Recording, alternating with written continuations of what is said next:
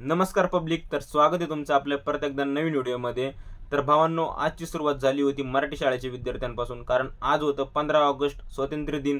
तर सर्वांना स्वातंत्र्य दिनाच्या हार्दिक हार्दिक शुभेच्छा।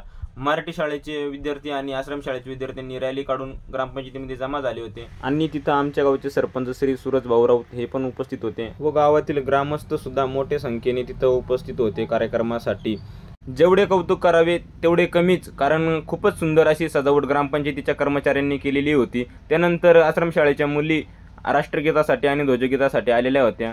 त्यानंतर ध्वजारोहण आमच्या गावचे प्रथम नागरिक तथा सरपंच सूरजभाऊ राऊत यांच्या हस्ते होणार होते।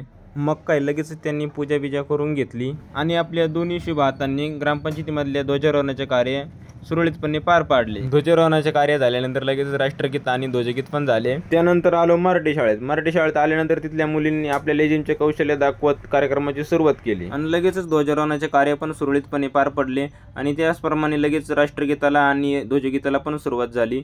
ते झाल्यानंतर आपल्या महाराष्ट्राचे राज्यगीत सुद्धा झाले। त्यानंतर जाऊन पोहोचलो आम्ही आश्रमशाळेमध्ये सुद्धा एकच नंबर तयारी केली होती। त्यांचे पण जेवढे कौतुक करावे तेवढे कमीच। तिथं पण आपले सूरज भाऊ सरपंच गावचे आणि त्यांचे कर्मचारी सगळे उपस्थित होते। आश्रमशाळेचे विद्यार्थी पण खूपच मोठ्या संख्येने उपस्थित होते। आश्रमशाळेमध्ये सुरुवात झाली स्काउट गाईड परेडने आणि त्याचप्रमाणे लगेचच ध्वजारोहणाचे कार्य पण पार पडले आणि ध्वजारोहण झाल्यानंतर लगेचच राष्ट्रगीत पण झाले। हा व्हिडिओ जर तुम्हाला आवडला असेल तर लाईक, कमेंट आणि फॉलो करायला विसरू नका आणि व्हिडिओला जास्तीत जास्त शेअर करा।